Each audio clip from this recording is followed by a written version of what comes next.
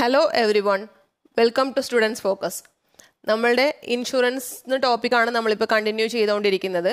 Insurance മെയിനായിട്ടും രണ്ട് ടൈപ്പാണുള്ളത്, life insurance and general insurance.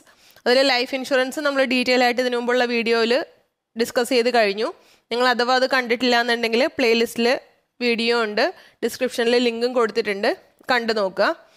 നമ്മൾ ജനറൽ ഇൻഷുറൻസ് എന്ന് പറഞ്ഞാൽ ലൈഫ് ഇൻഷുറൻസ് ഒഴിച്ചുള്ള മറ്റെല്ലാ ഇൻഷുറൻസിനെയുമാണ് നമ്മൾ ജനറൽ ഇൻഷുറൻസ് എന്ന് പറയുക. അതിൽ ഫയർ ഇൻഷുറൻസ് വരാം, ഹെൽത്ത് ഇൻഷുറൻസ് വരാം, അല്ലെങ്കിൽ ക്രോപ്പ് ഇൻഷുറൻസ്, മറൈൻ ഇൻഷുറൻസ്, അങ്ങനെ ലൈഫ് ഇൻഷുറൻസ് ഒഴിച്ചുള്ള ബാക്കി എല്ലാ ഇൻഷുറൻസുമാണ് ജനറൽ ഇൻഷുറൻസിൻ്റെ അണ്ടറിൽ വരുന്നത്. അതിൽ ഫയർ ഇൻഷുറൻസ് നമുക്ക് ഇന്നത്തെ വീഡിയോയിൽ ഡീറ്റെയിൽ ആയിട്ട് ഡിസ്കസ് ചെയ്യാം. ബാക്കി ഓരോന്നോരോന്ന് കമ്മിങ് വീഡിയോസിൽ നമുക്ക് സെപ്പറേറ്റ് പഠിക്കാം. ഫയർ ഇൻഷുറൻസ് എന്ന് പറഞ്ഞാൽ നമ്മൾക്ക് ആ പേരിൽ നിന്ന് തന്നെ മനസ്സിലാവും, നമ്മൾ ഫയർ കൊണ്ട് എന്തെങ്കിലും ലോസ് ഉണ്ടാവുമ്പോൾ, തീപിടുത്തത്തിലൂടെ നമുക്ക് എന്തെങ്കിലും ലോസ് ഉണ്ടാവാൻ ചാൻസ് ഉള്ളപ്പോൾ നമ്മൾ ആ റിസ്ക് അവോയ്ഡ് ചെയ്യാൻ വേണ്ടി, അല്ലെങ്കിൽ ആ റിസ്ക് മിനിമൈസ് ചെയ്യാൻ വേണ്ടി നമ്മൾ എടുക്കുന്ന ഇൻഷുറൻസിനെയാണ് നമ്മൾ ഫയർ ഇൻഷുറൻസ് എന്ന് പറയുന്നത്. ഫയർ ഇൻഷുറൻസിൽ ഇൻഷുറൻസ് കമ്പനി അല്ലെങ്കിൽ ആ ഇൻഷുറർ എന്താ ചെയ്യുന്നത്, ഒരു സർട്ടൻ എമൗണ്ട് ഓഫ് പ്രീമിയം നമ്മൾ പേ ചെയ്യുമ്പോൾ ആ പ്രീമിയം റിസീവ് ചെയ്തുകൊണ്ട് നമ്മൾക്ക് നമ്മളുടെ ഏത് പ്രോപ്പർട്ടിയാണോ അല്ലെങ്കിൽ ഏത് ഐറ്റമാണോ നമ്മൾ ഇൻഷുർ ചെയ്യുന്നത് അതിന് തീപിടുത്തത്തിലൂടെ എന്തെങ്കിലും നാശനഷ്ടങ്ങൾ ഉണ്ടാവുകയാണെങ്കിൽ അത് അവർ അതിന് കോമ്പൻസേറ്റ് ചെയ്യാമെന്ന് അവർ എഗ്രി ചെയ്യുന്നു. അതാണ് ഫയർ ഇൻഷുറൻസിൽ സംഭവിക്കുന്നത്. ഇപ്പോൾ എക്സാമ്പിൾ പറയുവാണെങ്കിൽ, മിസ്റ്റർ എ ഒരു കോടി രൂപയുടെ വീട് പണിതു എന്ന് വിചാരിക്കുക. അപ്പോൾ പുതിയ വീടാണ്, അപ്പോൾ അതിലെന്തെങ്കിലും നാശനഷ്ടം എന്തെങ്കിലും ഉണ്ടാവുകയാണെങ്കിൽ മിസ്റ്റർ എക്ക് അത്രയും നഷ്ടം വരും, കാരണം അദ്ദേഹം പുതിയതായിട്ട് പണിത വീടാണ്. അപ്പോൾ അദ്ദേഹം ആ വീടിന് ഒരു ഫയർ ഇൻഷുറൻസ് എടുക്കുന്നു. ഫയർ ഇൻഷുറൻസ് എടുക്കുമ്പോൾ എന്തെങ്കിലും രീതിയിൽ തീപിടുത്തമുണ്ടായി ആ വീടിന് എന്തെങ്കിലും നാശനഷ്ടം ഉണ്ടാവുകയാണെങ്കിൽ ഇൻഷുറൻസ് കമ്പനി, ഇദ്ദേഹം 1 കോടി രൂപയ്ക്കാണ് വീട് ഇൻഷുർ ചെയ്യുന്നത്, അപ്പോൾ എന്തെങ്കിലും തീപിടുത്തത്തിലൂടെ നാശനഷ്ടം ഉണ്ടാവുകയാണെങ്കിൽ ഇൻഷുറൻസ് കമ്പനി മിസ്റ്റർ എക്ക് ആ എമൗണ്ട് കൊടുക്കുന്നു. ഇപ്പോൾ എക്സാമ്പിൾ 1 crore അദ്ദേഹം ഇൻഷുർ ചെയ്തെങ്കിലും തീപിടുത്തത്തിലൂടെ ഒരു 50 lakhs ലോസ് ഉണ്ടാവുകയാണെങ്കിൽ ആ 50 lakhs ലോസാണ് ഇൻഷുറൻസ് കമ്പനി കോമ്പൻസേറ്റ് ചെയ്യുന്നത്. അല്ലാതെ 1 crore ഇൻഷുറൻസ് ഉണ്ടെന്ന് പറഞ്ഞിട്ട് ആ 1 crore എമൗണ്ട് കൊടുക്കില്ല. എത്രയാണോ ആക്ച്വൽ ലോസ് ഉണ്ടായത് ആ എമൗണ്ടാണ് ഇൻഷുറൻസ് കമ്പനി പേ ചെയ്യുന്നത്. ഇനി അത് നമ്മൾ ഇൻഷുറൻസ് പോളിസി മെയിനായിട്ട് എടുക്കുന്നത് ഒരു സ്പെസിഫൈഡ് പീരീഡിലേക്കാണ്. അത് നോർമലി 1 year ആണ്. പിന്നെ നമ്മൾക്ക് അത് കഴിഞ്ഞും വേണമെന്നുണ്ടെങ്കിൽ നമ്മൾ ഫ്രം ടൈം ടു ടൈം അത് റിന്യൂ ചെയ്തുകൊണ്ടിരിക്കണം. ഇപ്പോൾ 1 വർഷം കഴിഞ്ഞ് എനിക്ക് അടുത്തൊരു വർഷത്തേക്കും കൂടെ വേണമെങ്കിൽ ഞാൻ ആ 1 വർഷം ആകുമ്പോൾ നെക്സ്റ്റ് 1 yearലേക്കും കൂടെ അത് റിന്യൂ ചെയ്യുന്നു. ഇനി ഇതിൽ നമ്മളിപ്പം എക്സാമ്പിൾ 1 കോടിക്കായിരുന്നു നമ്മൾ ഈ പറഞ്ഞ എക്സാമ്പിളിൽ അദ്ദേഹം ഇൻഷുർ ചെയ്തിരുന്നത്, മിസ്റ്റർ എ അദ്ദേഹത്തിന് വീട് ഇൻഷുർ ചെയ്തിരുന്നത്. അപ്പോൾ ശരിക്കും വീടിന് ടോട്ടൽ വാല്യൂ എല്ലാം, അതായത് ഫർണിഷിങ്ങും സ്ഥലവും എല്ലാം കൂടി അതിൻ്റെ ബാക്കി സെറ്റിങ്സ് എല്ലാം കൂടെ വീടിന് 2 കോടി രൂപ വാല്യൂ ഉണ്ടെന്ന് വിചാരിക്കുക. ഇദ്ദേഹം 1 കോടി രൂപയ്ക്കാണ് ഇൻഷുർ ചെയ്തത്. അപ്പോൾ ലോസ് ഉണ്ടായി, ഒരു ഫയർ ഉണ്ടായി, അതിൽ ഇദ്ദേഹത്തിന് ലോസ് ഉണ്ടായാൽ മാക്സിമം ഇദ്ദേഹത്തിന് കിട്ടുന്ന എമൗണ്ട് എന്ന് പറഞ്ഞാൽ 1 കോടിയാണ്. അതായത് ഏത് എമൗണ്ടിനാണോ ഇദ്ദേഹം ഇൻഷുർ ചെയ്തേക്കുന്നത് ആ എമൗണ്ടാണ് ഇദ്ദേഹത്തിന് കിട്ടുന്ന മാക്സിമം എമൗണ്ട്. ഫുൾ ലോസ് ഉണ്ടായാൽ പോലും ഈ 2 കോടി രൂപയായിരുന്നു ശരിക്കും വീടിൻ്റെ വാല്യൂ എങ്കിലും ഇദ്ദേഹം ഇൻഷുർ ചെയ്തത് 1 കോടിക്കേ ഉള്ളായിരുന്നു. അപ്പോൾ വീട് ഫുൾ തീപിടുത്തത്തിൽ കംപ്ലീറ്റ് ആയിട്ട് നശിച്ചു പോയാലും അതിൻ്റെ കംപ്ലീറ്റ് ലോസ് ആയാൽ പോലും മാക്സിമം 1 crore വരെ ഇൻഷുറൻസ് കമ്പനി പേ ചെയ്യുള്ളൂ.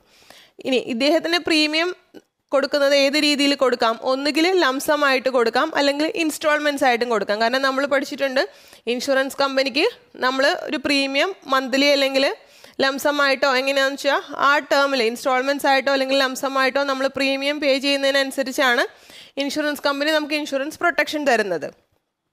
അപ്പോൾ അത് ഇപ്പം നമ്മളിപ്പോൾ പറഞ്ഞ കേസിൽ ഇപ്പോൾ 1 കോടി രൂപയുടെ ഇൻഷുറൻസിന് ഇദ്ദേഹം പേ ചെയ്യേണ്ടത് 1 വർഷത്തേക്ക് വരുന്ന എമൗണ്ട് 12,000 ആണെന്ന് വിചാരിക്കുക. ഇപ്പോൾ 12,000 ആണെങ്കിൽ ഇദ്ദേഹത്തിന് ഒന്നുകിൽ പോളിസി എടുക്കുന്ന സമയത്ത് ഈ 12,000 rupees ഒന്നിച്ചു കൊടുക്കാം. അതിനെയാണ് നമ്മൾ ലംസം പേയ്മെൻ്റ് എന്ന് പറയുന്നത്. ഇനി അല്ലെങ്കിൽ ഇദ്ദേഹത്തിന് ഈ 12 മാസം 1000 വെച്ചിട്ട് അങ്ങനെ 12 മാസം കൊടുക്കണമെങ്കിൽ അങ്ങനെയും കൊടുക്കാം. അല്ലെങ്കിൽ ക്വാർട്ടർലിയോ ഹാഫ് ഇയർലിയോ അതെങ്ങനെയാണോ ആ ഇൻഷുറൻസ് കമ്പനിയുടെ റൂൾസ് ആൻഡ് റെഗുലേഷൻസും നമ്മൾ ആ ടേംസ് ഫിക്സ് ചെയ്യുന്ന അതനുസരിച്ച് ഒന്നുകിൽ ലംസമായിട്ട് ഒറ്റ പേയ്മെൻ്റ് ആയിട്ട് കൊടുക്കുക. പിന്നെ ഇദ്ദേഹം പ്രീമിയം അടയ്ക്കുന്നില്ല, ആ ഒറ്റ പ്രീമിയത്തിൽ 1 വർഷം മുഴുവൻ ഇദ്ദേഹത്തിന് കവറേജ് കിട്ടുന്നു. അല്ലെങ്കിൽ മന്ത്ലി 1000 rupees വെച്ചിട്ടോ അല്ലെങ്കിൽ 6 months കൂടുമ്പോൾ 6,000 വെച്ചിട്ട് അങ്ങനെയോ ഇദ്ദേഹത്തിന് ആ 1 വർഷത്തെ പ്രീമിയം പേ ചെയ്യാവുന്നതാണ്. ഇനി നമ്മൾ ഫയർ ഇൻഷുറൻസിൽ അതിൻ്റെ ക്ലെയിം കമ്പനി കൊടുക്കണമെങ്കിൽ മെയിനായിട്ട് 2 കണ്ടീഷൻസ് സാറ്റിസ്ഫൈ ചെയ്യണം.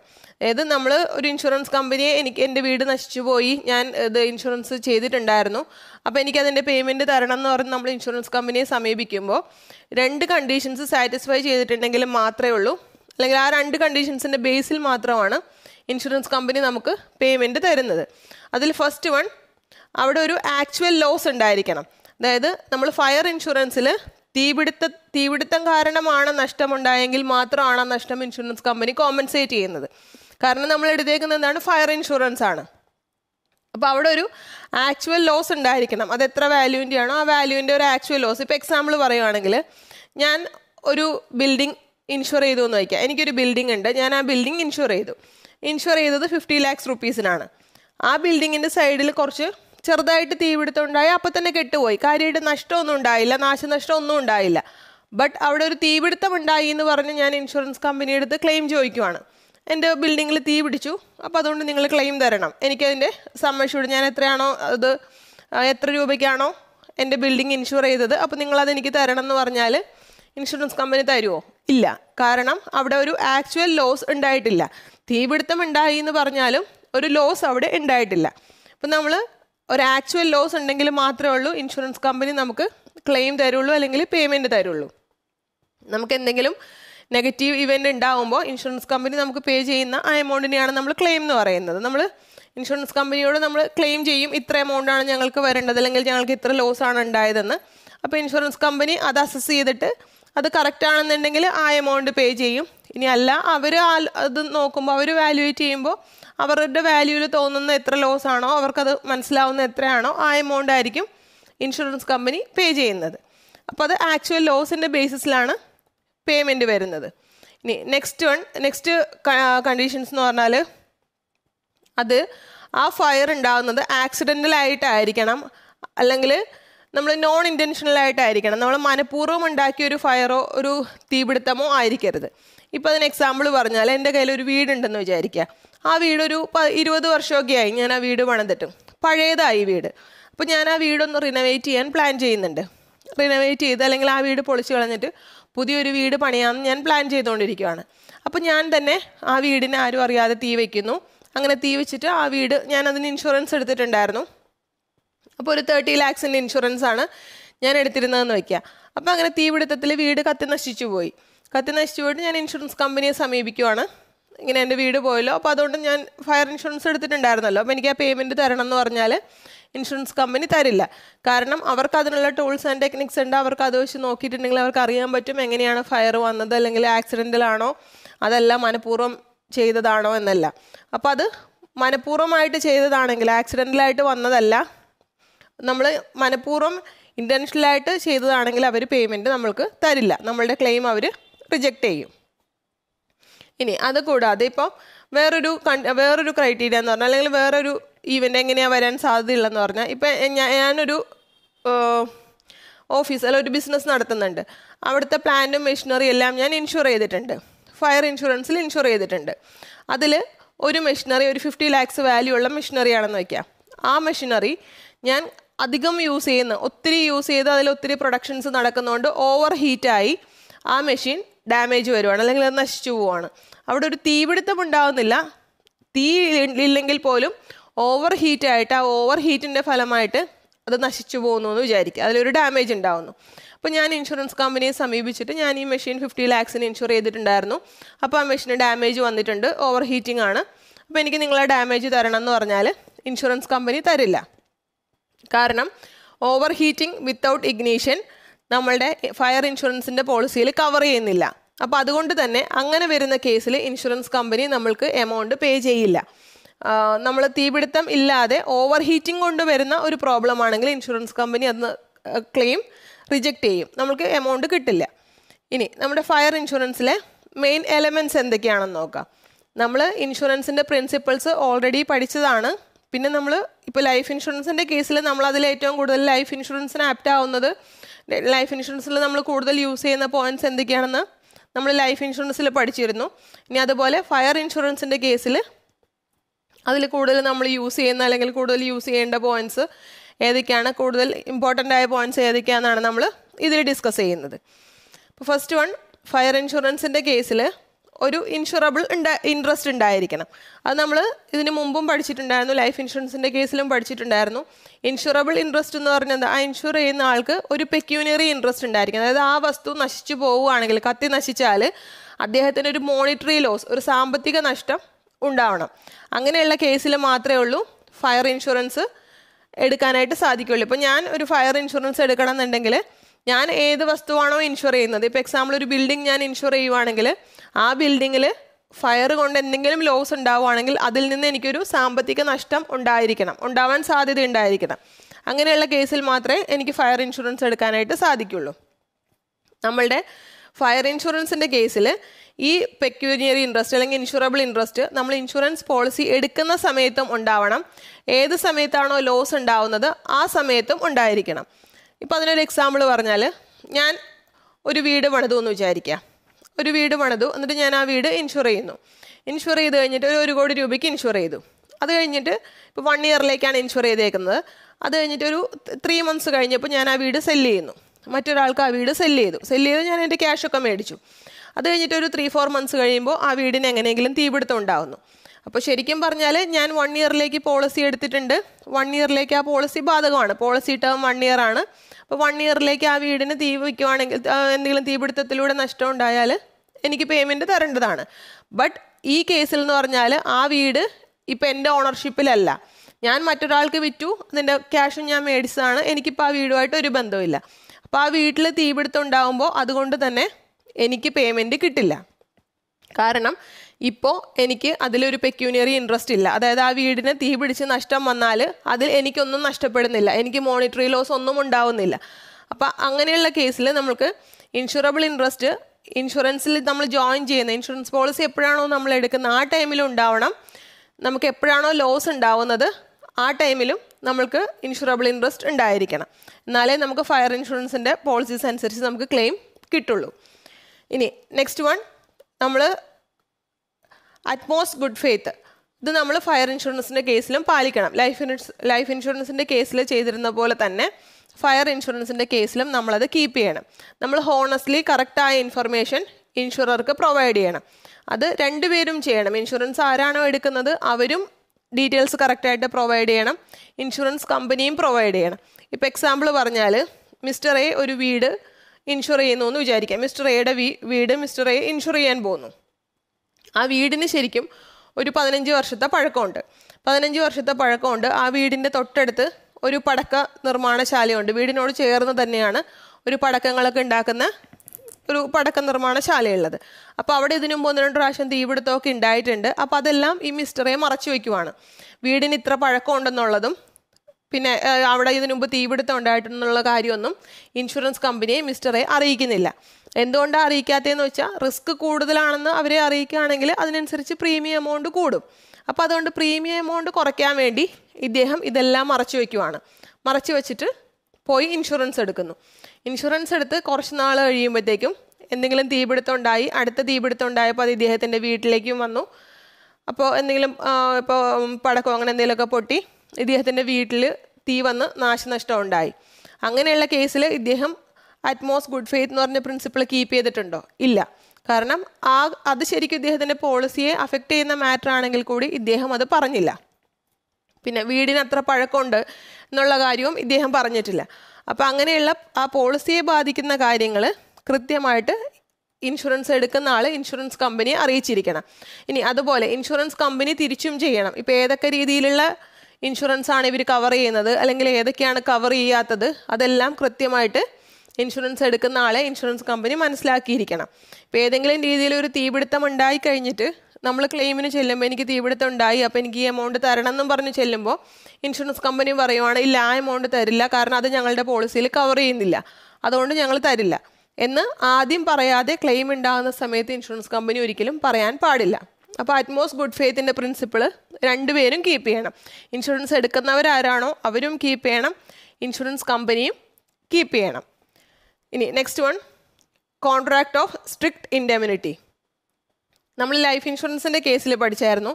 ലൈഫ് ഇൻഷുറൻസ് ഇൻഡെമിനിറ്റി പ്രിൻസിപ്പിൾ അനുസരിച്ച് നമുക്ക് ചെയ്യാൻ പറ്റില്ല. കാരണം എന്താണ്, നമ്മൾക്ക് ഒരാൾ മരിച്ചു കഴിയുമ്പോൾ അദ്ദേഹത്തിൻ്റെ ഒരു വാല്യൂ നമുക്ക് പറയാൻ പറ്റില്ല. ഇപ്പം നമ്മൾ മരിച്ച ആൾക്ക് ഇത്ര രൂപ വാല്യൂ ഉണ്ട്, 2 ലക്ഷം രൂപ വിലയുള്ള ആളാണ് മരിച്ചത്, അല്ലെങ്കിൽ 5 ലക്ഷം രൂപ വിലയുള്ള ആളാണ് മരിച്ചത്, അങ്ങനെ നമുക്ക് പറയാൻ പറ്റുമോ? ഒരിക്കലും പറയാൻ പറ്റില്ല. ആ സമയത്ത് ഫയർ ഇൻഷുറൻസിൻ്റെ കേസിലാണെങ്കിൽ എന്താണോ ആക്ച്വൽ ലോസ് ഉണ്ടായത് ആ എമൗണ്ട് നമുക്ക് കറക്റ്റായിട്ട് അസസ് ചെയ്യാൻ പറ്റും. ആക്ച്വൽ ലോസിൻ്റെ എമൗണ്ട്, ആ ആക്ച്വൽ ലോസിൻ്റെ എമൗണ്ട് മാത്രമേ ഫയർ ഇൻഷുറൻസ് അനുസരിച്ച് ഇൻഷുറൻസ് കമ്പനി പേ ചെയ്യുള്ളൂ. അതിൻ്റെ മാക്സിമം എന്ന് പറഞ്ഞാൽ നമ്മൾ ആദ്യം പറഞ്ഞ എക്സാമ്പിൾ പോലെ തന്നെ മാക്സിമം എമൗണ്ട് ഏത് എമൗണ്ടിനാണോ ഇൻഷുറൻസ് എടുത്തേക്കുന്നത്, ഇൻഷുറൻസിൻ്റെ സം അഷ്യൂർഡ് വെച്ചേക്കുന്നത് അല്ലെങ്കിൽ ടോട്ടൽ വാല്യൂ വെച്ചേക്കുന്നത്, മാക്സിമം ആ എമൗണ്ട് വരെ ഇൻഷുറൻസ് കമ്പനി പേ ചെയ്യുള്ളൂ. അതിനുള്ളിലാണ് ആക്ച്വൽ ലോസ് വരുന്നതെങ്കിൽ, ഇപ്പോൾ 20 lakhs ഒരു ഇൻഷുറൻസ് എടുത്തു, എനിക്ക് തീപിടുത്തമുണ്ടായി, എൻ്റെ ഒരു ഫാക്ടറിയിൽ ഞാൻ 20 lakhs ഇൻഷുറൻസ് എടുത്തിട്ട് തീപിടുത്തം ഉണ്ടായി, ആ 20 lakhs 10 lakhs ഗുഡ്സ് നശിച്ചു പോയാൽ എനിക്ക് ആ 10 lakhs ഇൻഷുറൻസ് കമ്പനി പേ ചെയ്യും.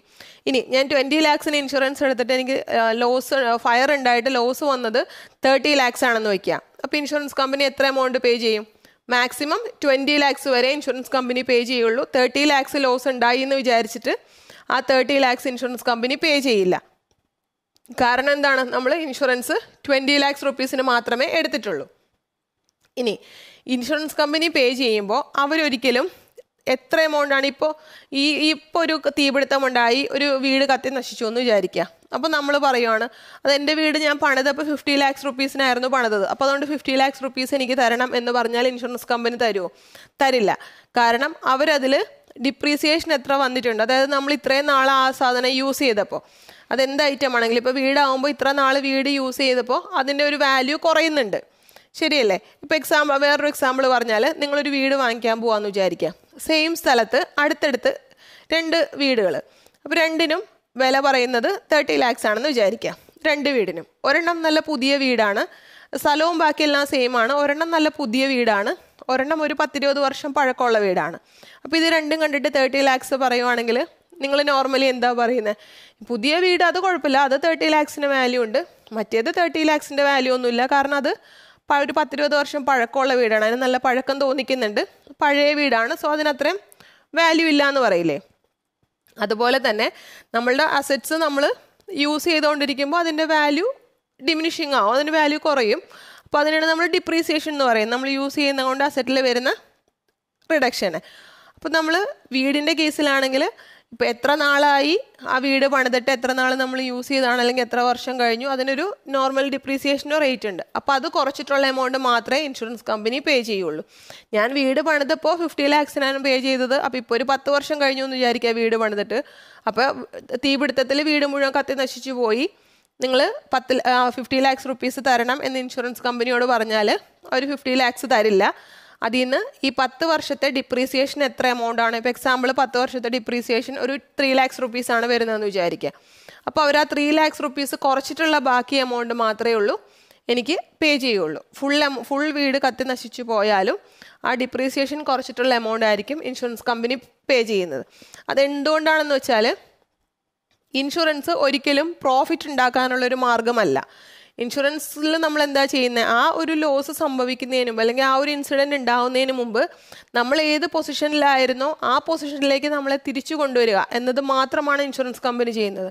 ഇപ്പോൾ എനിക്കൊരു 50 lakhs അസറ്റ് ഉണ്ടായിരുന്നു, ഞാൻ ആ അസറ്റ് ഇൻഷുർ ചെയ്തു, ആ അസറ്റിന് എന്തെങ്കിലും ലോസ് ഉണ്ടായി, ഏതെങ്കിലും രീതിയിൽ ലോസ് ഉണ്ടായിട്ട് ഇപ്പോൾ എൻ്റെ അസറ്റ് വാല്യൂ 50 lakhs എന്നുള്ളത് 30 lakhs ആയിപ്പോയി. 20 lakhs ലോസ് എനിക്ക് വന്നാൽ ഇൻഷുറൻസ് കമ്പനി എനിക്ക് ആ 20 lakhs തിരിച്ച് പേ ചെയ്യുന്നു. അപ്പോൾ ഇപ്പം എൻ്റെ ടോട്ടൽ അസറ്റ് വാല്യൂ എത്രയായി? തിരിച്ച് 50 lakhs തന്നെയായി. കാരണം എൻ്റെ അസറ്റിൻ്റെ കുറഞ്ഞ 20 lakhs എനിക്ക് ഇൻഷുറൻസ് കമ്പനി തിരിച്ച് പേ ചെയ്തു. അല്ലാതെ ഇൻഷുറൻസ് ഒരിക്കലും പ്രോഫിറ്റ് ഉണ്ടാക്കാനുള്ള ഒരു ടൂളോ ഒരു മാർഗ്ഗമല്ല.